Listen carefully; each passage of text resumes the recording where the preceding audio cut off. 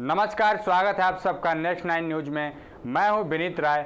आज मैं अपने इस खास प्रोग्राम में आप सबको बताऊंगा एक ऐसे शिवलिंग के बारे में जिसको जानकर आप हैरान हो जाएंगे। आपने देश दुनिया में बहुत सारे मंदिर देखे होंगे जो अपने चमत्कारिक और रहस्यमयी कारनामों की वजह से पूरी दुनिया में मशहूर हैं। ऐसा ही एक चमत्कारिक और रहस्यमयी मंदिर है जहाँ मरा हुआ इंसान भी जिंदा हो जाता है। वहाँ किसी व्यक्ति के शव को लेकर जाया जाए तो उसकी आत्मा उस शव में दोबारा प्रवेश कर सकती है और वो इंसान जीवित हो सकता है। दिल को लुभाने वाली ये जगह गुफाओं और भगवान शिव के मंदिर के प्राचीन अवशेषों से घिरा हुआ है। यहाँ पर खुदाई करते समय विभिन्न प्रकार के और विभिन्न ऐतिहासिक काल के हजारों शिवलिंग मिले हैं। इस जगह की ऐसी मान्यता है कि यहाँ मंदिर में अगर किसी शव को इन द्वारपालों के सामने रखकर मंदिर के पुजारी उस पर पवित्र जल छिड़कें तो वो मृत व्यक्ति कुछ समय के लिए फिर से जीवित हो उठता है और जीवित होने के बाद वो भगवान का नाम लेता है और उसे गंगा जल भी प्रदान किया जाता है। तो आइए जानते इस मंदिर के मरे हुए इंसान के जिंदा हो जाने के चमत्कार के बारे में। वैसे तो भारत में हर दिन हर जगह अनेकों चमत्कार होते रहते हैं, लेकिन अगर हम आपसे ये कहें कि मृत्यु के बाद भी लोग जीवित हो सकते हैं तो आप इसे मजाक ही समझेंगे और आपको ये अंधविश्वास से ज़्यादा और कुछ नहीं लगेगा। लेकिन हकीकत में एक स्थान ऐसा है जहां अगर किसी व्यक्ति के शव को लेकर जाया जाए तो उसकी आत्मा उस शव में फिर से प्रवेश कर सकती है। ये हम सभी जानते हैं कि जन्म और मृत्यु अटल सत्य है। इन्हें सिक्के के दो पहलू कहा जाना गलत भी नहीं होगा। जन्म के बाद मृत्यु का होना निश्चित है और मृत्यु के बाद शरीर त्याग कर आत्मा का दूसरे शरीर में प्रवेश करना, फिर से जन्म लेना भी निर्धारित है। कहते हैं ना, आत्मा एक बार जिस शरीर को छोड़ देती है उसमें दोबारा प्रवेश नहीं करती और वो अपने लिए नए शरीर की तलाश करती है। इसलिए मृत्यु के बाद किसी का वापस लौटकर आना संभव नहीं है, कम से कम उस शरीर में तो नहीं जिसे आत्मा पहले ही त्याग चुकी है। हम आपको बता दें कि ईश्वर के चमत्कार के आगे प्रकृति को भी झुकना पड़ता है। जन्म और मृत्यु इन दोनों पर ईश्वर का अधिकार है और ईश्वर चाहे तो वो प्रकृति के उस नियम को भी तोड़ सकता है जो मृत्यु के बाद व्यक्ति के दोबारा जीवित होने से जुड़ा हुआ है। जी हाँ, आज हम आपको एक ऐसे शिवलिंग के बारे में बता रहे हैं जहाँ जाने पर मरा हुआ व्यक्ति भी जीवित हो जाता है।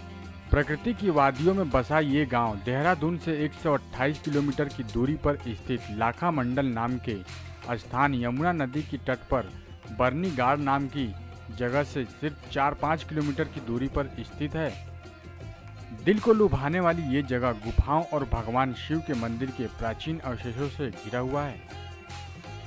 यहाँ पर खुदाई करते वक्त कई आकार के और कई ऐतिहासिक काल के हजारों शिवलिंग भी मिले, जिसके विषय में माना जाता है कि महाभारत काल में पांडवों को जीवित आग में भस्म करने के लिए उनके चचेरे भाई कौरवों ने यहीं लाक्षागृह का निर्माण करवाया था। ऐसी मान्यता है कि अज्ञातवास के दौरान इस स्थान पर खुद युधिष्ठिर ने शिवलिंग को स्थापित किया था और इस शिवलिंग को आज भी महामंडलेश्वर के नाम से जाना जाता है। जहाँ युधिष्ठिर ने शिवलिंग स्थापित किया था वहाँ एक बहुत खूबसूरत मंदिर बनाया गया था। यहाँ शिवलिंग के ठीक सामने दो द्वारपाल पश्चिम की तरफ मुंह करके खड़े हुए दिखते हैं।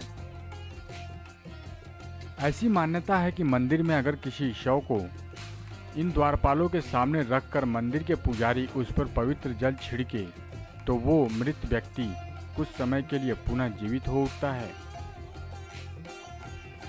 जीवित होने के बाद वो भगवान का नाम लेता है और उसे गंगा जल प्रदान किया जाता है। गंगा जल ग्रहण करते ही उसकी आत्मा फिर से शरीर त्याग कर चली जाती है। लेकिन इस बात का रहस्य क्या है, ये आज तक कोई नहीं जान पाया। इस मंदिर के पीछे दो द्वारपाल स्थित हैं, जिनमें से एक का हाथ कटा हुआ है। अब ऐसा क्यों है, ये बात आज तक एक रहस्य बना हुआ है। महामंडलेश्वर शिवलिंग के बारे में माना जाता है कि जो भी स्त्री पुत्र प्राप्ति के उद्देश्य से महाशिवरात्रि की रात मंदिर के मुख्य द्वार पर बैठकर शिवालय के दीपक को एकटक निहारते हुए शिव मंत्र का जाप करती है तो उसे 1 साल के भीतर पुत्र रत्न की प्राप्ति होती है। लाखा मंडल में बने इस शिवलिंग की एक खासियत ये भी है कि जब भी कोई व्यक्ति इस शिवलिंग का जलाभिषेक करता है तो उसे इसमें अपने चेहरे की आकृति साफ नजर आती है।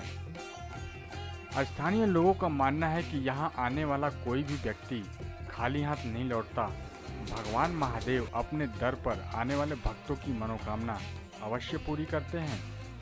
यहाँ पर आकर भगवान शिव की आराधना करने से समस्त पापों का नाश होता है।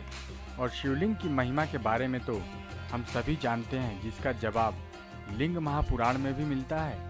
और एक बार भगवान ब्रह्मा और विष्णु के बीच श्रेष्ठता को लेकर झगड़ा हो गया और दोनों में ये बहस छिड़ गई कि कौन सबसे श्रेष्ठ है।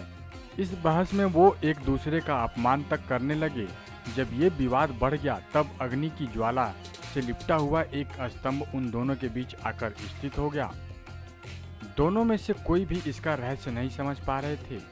वो उस अग्नि स्तंभ की शुरुआत और अंत का पता लगाने की कोशिश करने लगे, जिसमें दोनों को ही हार का सामना करना पड़ा।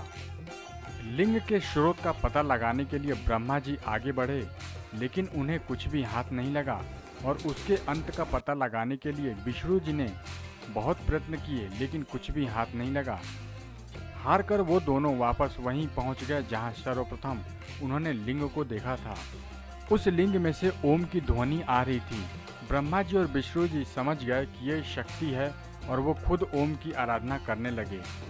उनकी आराधना से भगवान शिव बहुत खुश हुए और दोनों देवों को सद्बुद्धि का वरदान दिया, जिसके बाद भगवान शिव अंतर्ध्यान हो गए। लिंग महापुराण के अनुसार ये भगवान शिव का पहला शिवलिंग था। इस लिंग के स्थापित होने के बाद स्वयं भगवान विष्णु और ब्रह्मा जी ने शिवलिंग की पूजा की थी। और यही शिवलिंग के उद्भव और उनकी पहली बार पूजा की जाने की कहानी है। इस अनोखे शिवलिंग के प्रकट होने का भी दिलचस्प कहानी है। और कहा जाता है कि लाखा मंडल के किसी व्यक्ति को सपने में साधु बाबा ये गुजारिश करते नजर आए कि मैं दलदल में फंसा हूँ, कृपया मुझे बाहर निकाल दो। गांव के उस व्यक्ति को न सिर्फ ये सपना याद रहा, बल्कि वो जगह भी अच्छी तरह से याद रह पाई जहां सपने में वो बाबा उन्हें दिखाई दिए थे।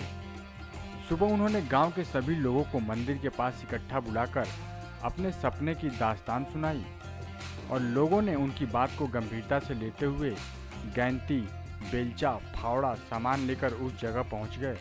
और जब उस जगह को खोदना शुरू किया तो बहुत जल्दी उन्हें ये शिवलिंग नजर आने लगा।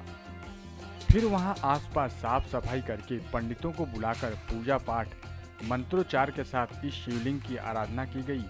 और आज से ये शिवलिंग न सिर्फ आकर्षण का केंद्र बना हुआ है, बल्कि दूर दूर से लोग इसके दर्शन करने के लिए भी आते हैं। इसी प्रकार यहाँ 2 गुफाओं में रखी हुई शिला पर लिखी एक भाषा का अनसुलझा रहस्य आज तक बरकरार है, जिसे जानने और समझने के लिए दुनिया के कई देशों के पर्यटक यहाँ आ चुके हैं। लेकिन ना तो उन गुफाओं के आखिरी छोर तक कोई पहुँच पाया है और ना ही उस भाषा का अर्थ कोई समझ पाया है।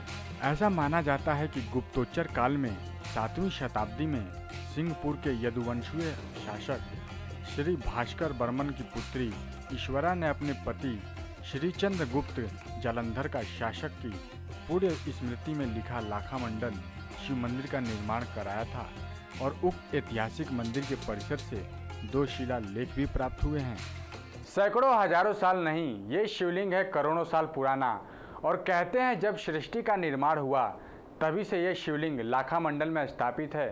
देहरादून से 125 किलोमीटर दूर यमुना के किनारे स्थित लाखा मंडल का ये शिवलिंग यहाँ आने वाले भक्तों के सभी पाप को हर लेता है। देश में ये चमत्कारिक और रहस्यमय मंदिर जहाँ किसी व्यक्ति के शव को लेकर जाया जाए तो उसकी आत्मा उस शव में फिर से प्रवेश कर जाती है और वो इंसान जीवित हो उठता है। और ऐसा माना जाता है कि इस मंदिर में प्रार्थना करने से व्यक्ति को पापों से मुक्ति भी मिल जाती है। पौराणिक कथाओं के मुताबिक महाभारत काल में पांडवों को जीवित भस्म आग में भस्म करने के लिए उनके चचेरे भाई कौरवों ने यहीं लाक्षागृह का निर्माण करवाया था।